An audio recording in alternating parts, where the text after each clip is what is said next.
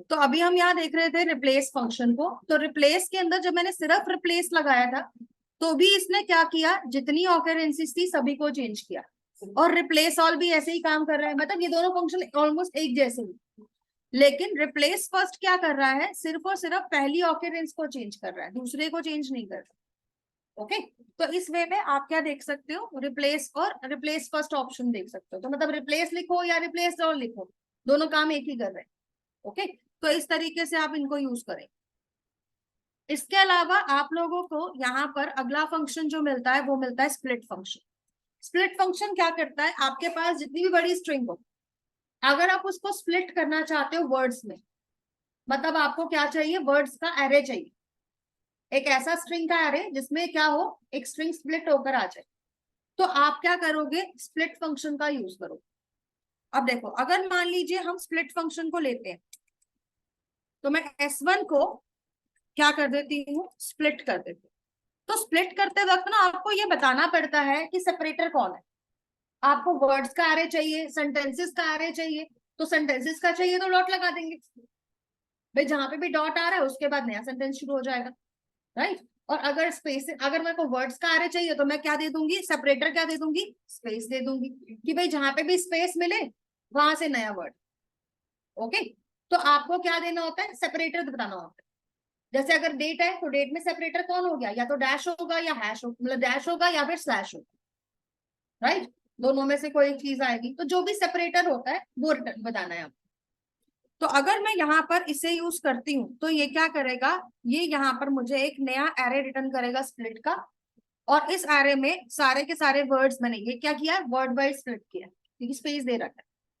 तो अब आपके पास जो एरे है, अगर मैं इसको प्रिंट करती हूँ, तो स्ट्रिंग एस ले लेते हैं और स्प्लिट को यूज करके देखते हैं।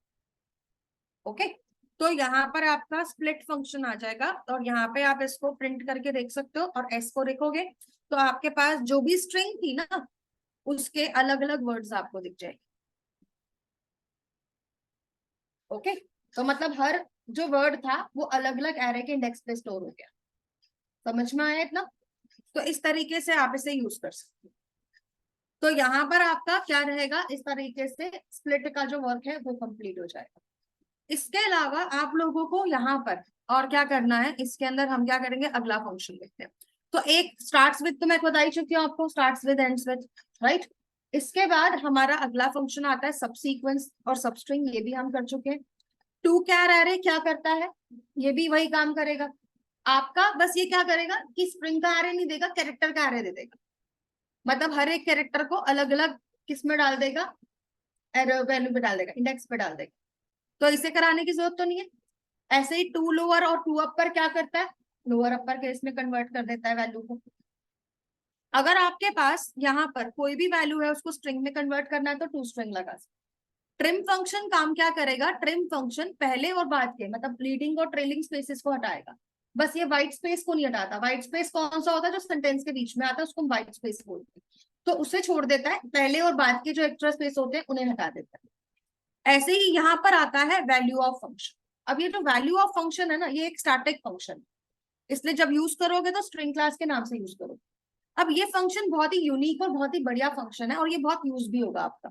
क्या फंक्शन करता है ये देखो, स्ट्रिंग डॉट अगर मैंने लिखा value of, okay, so value of में आप कोई भी वैल्यू दे दो, चाहे वो इंट की है, बूलियन की है, कैर की है, कैरेक्टर एरे है, डबल है, फ्लोट है, लॉन्ग है, ऑब्जेक्ट है, कोई भी वैल्यू आ जाए उसको स्ट्रिंग में कन्वर्ट कर दे। मतलब स्ट्रिंग कन्वर्जन, इंट की वैल्यू को स्ट्रिंग फॉर्मेट में लाना है तो भी ये यूज करोगे, बूलियन को इसमें लाना है स्ट्रिंग में तो भी ये यूज करोगे, कैरेक्टर एरे को स्ट्रिंग में कन्वर्ट करना है तो भी ये इसको यूज कर सकते हो। ओके, तो मतलब ये फंक्शन क्या करता है, आपके लिए किसी भी वैल्यू को स्ट्रिंग फॉर्मेट में कन्वर्ट कर देता है। तो मतलब अगर मेरे पास एक इंट n है जिसमें मैंने 100 स्टोर किया और मैं यहाँ लिख देती हूँ स्ट्रिंग डॉट वैल्यू ऑफ, और यहाँ पे हम क्या ले लेते हैं n, तो ये मुझे क्या रिटर्न कर रहा है, स्ट्रिंग दे रहा है। ठीक है, ऐसे ही अगर आपके पास कोई और टाइप की वैल्यू उसको भी स्ट्रिंग फॉर्मेट में लाना है तो इसका यूज करो। ओके, ये टाइप कास्टिंग ही हो गई, क्योंकि देखो टाइप कास्टिंग चलती है प्रिमिटिव टाइप्स पे, नॉन प्रिमिटिव पे नहीं चलता।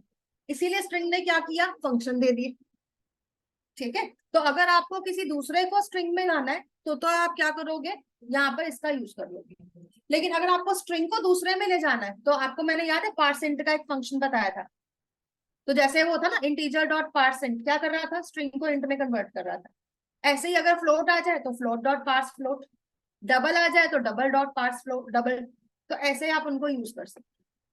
तो हर चीज का फंक्शन है कन्वर्जन करने के लिए, कि आपको अगर कन्वर्जन करनी है तो आप इन सब फंक्शंस का यूज करोगे। इसके साथ साथ आपका स्ट्रिंग क्लास के फंक्शंस तो कंप्लीट हो गए। इसके साथ में एक एक्स्ट्रा टॉपिक भी है इसका, जो हमें समझना भी है और करना भी है। अब देखो, स्ट्रिंग तो थी इम्यूटेबल क्लास, मतलब नॉन चेंजेबल क्लास।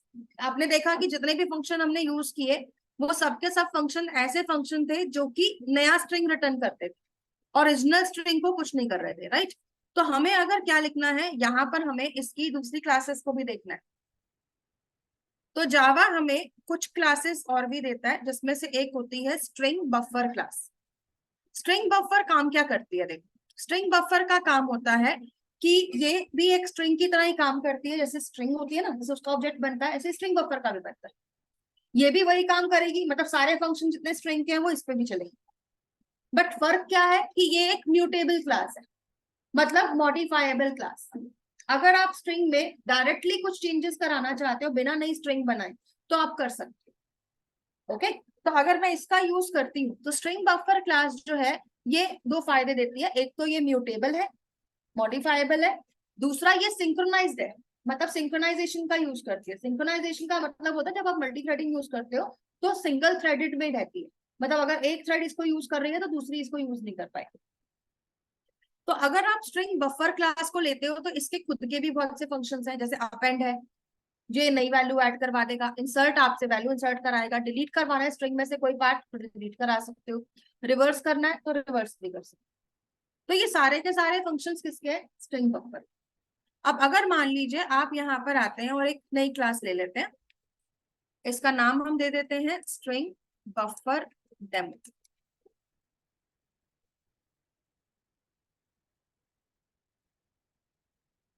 तो अब यहाँ देखते हैं। अब देखो, अगर मैंने लिया स्ट्रिंग बफर, एसबी कर देते हैं, इसका एक नया ऑब्जेक्ट बनाया और इसके डबल अंदर डबल कोट्स में मान लो मैंने लिख दिया हेलो जावा।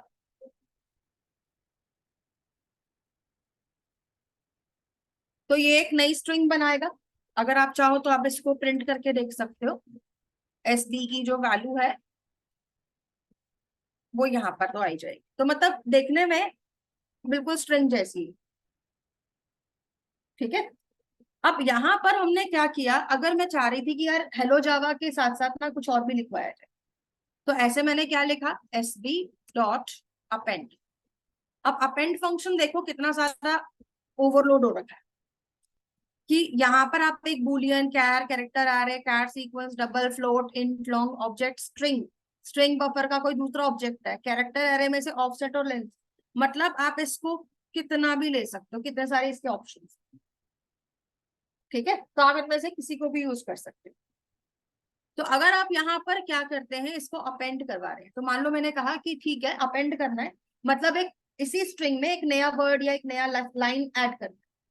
तो मैंने यहाँ लिखा कि ठीक है तो डॉट लगा देना, और उसके बाद क्या लिख देना, या फिर चलो इसमें हम डॉट लगा देते हैं और यहाँ पे लिख देते हैं इसके अंदर क्या चीज, मान लीजिए हमने लिखा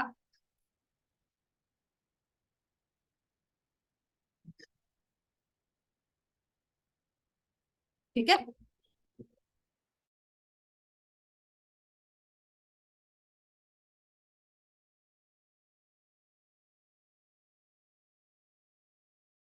कर रहा है ये एसबी में ही डायरेक्टली अपेंड कर रहा है। अगर मैं यहाँ पर आकर इसको दोबारा से प्रिंट करवाऊं ना एसबी वाली स्ट्रिंग को, तो यहाँ पर मुझे मॉडिफाइड स्ट्रिंग मिलेगी, मतलब ओरिजिनल वैल्यू में चेंज हो रहा है, राइट। तो इस तरह से स्ट्रिंग बफर काम करता है। ओके, तो अगर स्ट्रिंग बफर के अंदर आप लोग क्या करते हैं, आप लोग इंसर्ट फंक्शन का यूज कर दो। देखो हर फंक्शन के वेरायटी दे रखी, तो इंसर्ट में वो आपसे ऑफसेट जरूर लेता है। देखो सारे फंक्शंस में ऑफसेट की वैल्यू ले रहा है। ऑफसेट का मतलब क्या है, स्टार्टिंग इंडेक्स, कि भाई कहाँ पे डालनी है वैल्यू। और उसके बाद आप बूलियन कैर किसी भी टाइप की वैल्यू को इंसर्ट करा बस। ओके, तो अगर मान लीजिए आपने इंसर्ट फंक्शन का यूज किया और मैंने कहा कि चलो ठीक है, फिफ्थ या फिर सिक्स्थ इंडेक्स के ऊपर किसको लगा दो, मान लो मैंने यहाँ पे लिखा जावा लैंग्वेज लगवा, तो यही पता है क्या करेगा, इस लैंग्वेज वर्ड को सिक्स्थ इंडेक्स पे तो लगाएगा ही लगाएगा, और बाकी का जो स्ट्रिंग है उसको अफेक्ट नहीं करेगा, उसको आगे मूव कर देगा अपने आप। ठीक है, तो मतलब बीच में लगाएगा लेकिन कुछ पिछली वैल्यू कोई भी नहीं जाएगी, वो वहीं की वहीं रहेगी। ओके, तो अगर हम यहाँ पर ऐसा लिखते हैं और अब दोबारा से स्ट्रिंग को प्रिंट करते हैं, तो यहाँ पर हमारी जो वैल्यू थी, देखो इसने क्या किया, यहाँ पर हेलो के बाद क्या लगा दिया, लैंग्वेज, जबकि यहाँ लेके आ रहा था जावा आ रहा है, तो हेलो लैंग्वेज और स्पेस, यहाँ पर क्या आ गया, स्पेस तो हटा ही था क्योंकि हमने यहाँ पे कोई स्पेस तो दिया ही नहीं था, इसलिए उसने उसी हिसाब से वैल्यू को लगा दिया।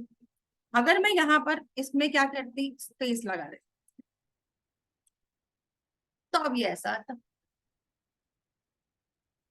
ठीक है, तो इस तरह से हम क्या कर सकते हैं, बीच में कोई भी वैल्यू इंसर्ट करवा सकते हैं, तो ये पुरानी स्ट्रिंग को अफेक्ट नहीं करेगा, क्या करेगा ये, सिर्फ वैल्यू को मूव कर देगा आगे की तरफ, शिफ्ट कर देगा। ओके, तो इस तरह से क्या काम कर रहा है इंसर्ट फंक्शन, और आप स्ट्रिंग की जगह पे बूलियन, इंट, कैर, फ्लोट, डबल कोई भी वैल्यू डाल सकते हो, कोई दिक्कत नहीं। ओके, तो वो आपके ऊपर है। तो अब इसकी तरह से यहाँ पर एसबी में अगर मैं डिलीट फंक्शन को देखती हूँ, तो डिलीट के दो ऑप्शन है। डिलीट कहता है आप या तो स्टार्टिंग और एंडिंग इंडेक्स दे दो, भाई कहां से कहां तक की वैल्यू को डिलीट कराना है स्ट्रिंग में से, और दूसरा बोल रहा है कि आप सिर्फ इंडेक्स दे दो, उसके बाद की सारी वैल्यू डिलीट हो जाएगी। ओके, तो अगर मान लो मैं इसका फर्स्ट ऑप्शन यूज करती हूँ, जिसमें मैंने इसको कहा कि एक काम करो, सिक्स इंडेक्स से लैंग्वेज में कितने वर्ड्स होते हैं भाई, 1 2 3 4 8 वर्ड्स है, तो मान लो मैंने इसे कहा कि पहले 9 कैरेक्टर्स को डिलीट कर। ठीक है, तो मैंने यहाँ पे 9 दिया है, इसने एंडिंग इंडेक्स पूछा था, इसने लेंथ नहीं पूछा था। ठीक है, तो 9 दूंगी तो गड़बड़ हो जाएगा, सिर्फ एल ए और एन डिलीट होगा, बाकी का रहेगा।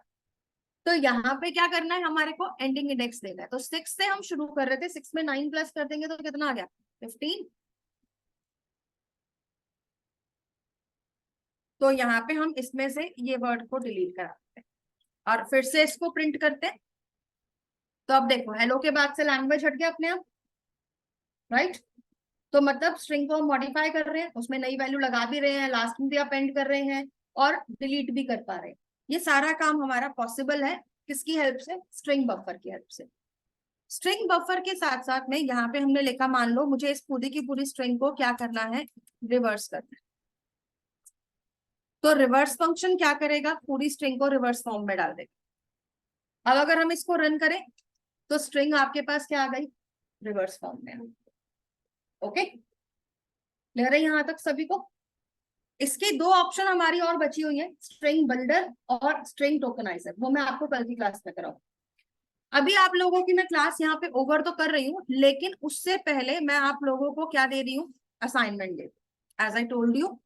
तो आपको बस करना क्या है, इंटरनेट पे जाना है, यहाँ पर आकर आप क्या लिखेंगे, स्ट्रिंग क्लास इन जावा करके सर्च मारो।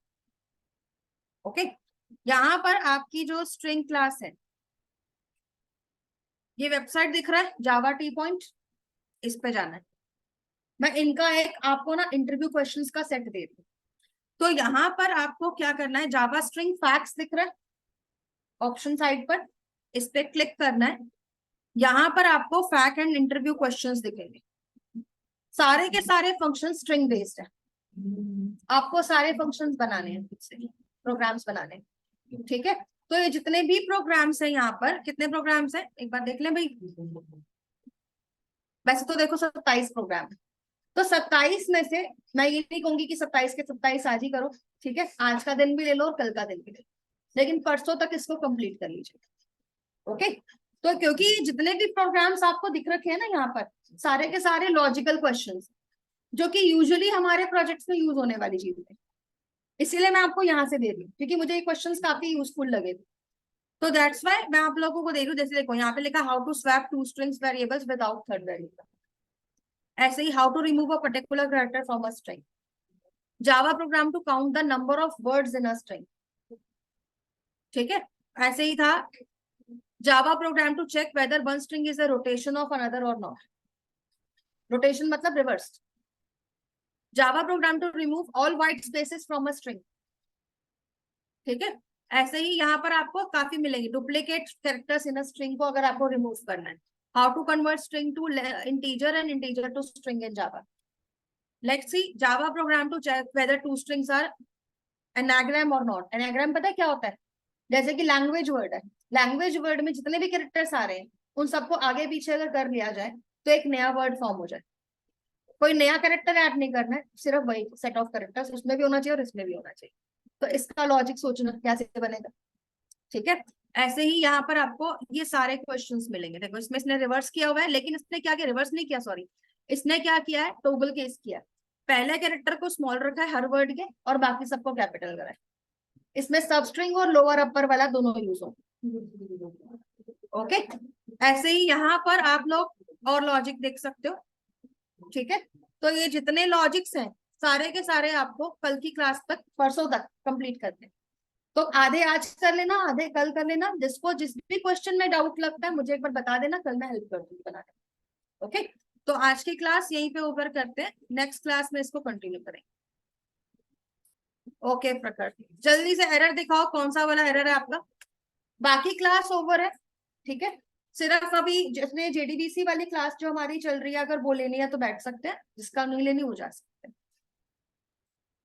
और आप लोगों की ना इस हफ्ते सैटरडे संडे एक एक्स्ट्रा क्लास है कलेक्शन फ्रेमवर्क के ऊपर। ओके, सो कलेक्शन फ्रेमवर्क करवाना है मुझे इस वाले हफ्ते में। तो वो वाला जो फ्रेमवर्क का क्लास है वो आपका 11:30 में रहे, 11:30 में। तो मैं आपके ग्रुप में मैसेज भी डाल दूंगी। ठीक है, नहीं टाइम तो यही है।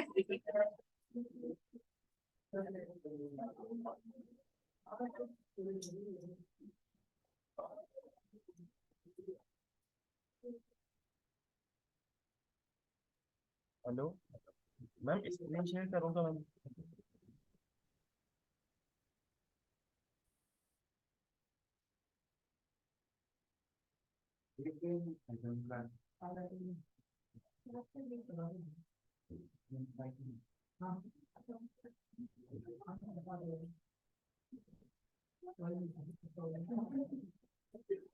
ओके, आप अपना स्क्रीन शेयर कर लीजिए। हाँ मैम, मैं स्क्रीन शेयर करके आपको बता। मैम आपने वो अलाउ नहीं कर रखा पर कर दिया मैंने, आ जाइए।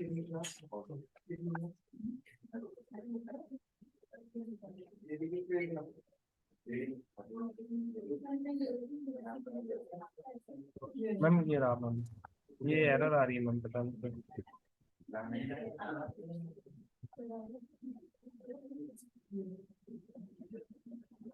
ओके, तो आपका जो कनेक्शन है वो क्रिएट नहीं हो पा रहा है यहाँ पर। हाँ मैम, मैंने जब ये लाइब्रेरी भी ऐड कर दी मैम, मेरी रेफरेंस लाइब्रेरी में। ईएस कोड में यूज कर रहे हो इसको? हाँ मैम, मैंने प्रोजेक्ट बनाया था, जब भी मैंने ऐड करा था तब तो वर्क कर लिया था मैम, अभी एक्लिप्स पता नहीं में क्यों। काम नहीं कर रहे आप? नहीं मैम, मैं ये कोड से ही कर रहा हूँ मतलब शुरू से ही। एक्लिप्स में कर लो, बेटर रहेगा। मैम लेकिन मैम मतलब जैसे मैंने आपने पहले यहाँ एक पर प्रोजेक्ट जो बनाया था। MySQL को है क्लास पाथ में ऐड किया था? नहीं मैम, क्लास पाथ में ऐड नहीं करा, मतलब जो लाइब्रेरी क्लास आपने पाथ में बताई। करना पड़ेगा, बिना क्लास पाथ में ऐड किए ये आपके प्रोजेक्ट को नहीं उठाएगा। मैम कैसे करूँ, मतलब एक बार बता सकते हो आप? वो तो मैंने आपको ऑलरेडी बताया था एक्लिप्स के अंदर कैसे यूज करना है। ठीक है मैम, वो वीडियो से देख लूंगा ऐसा। ओके,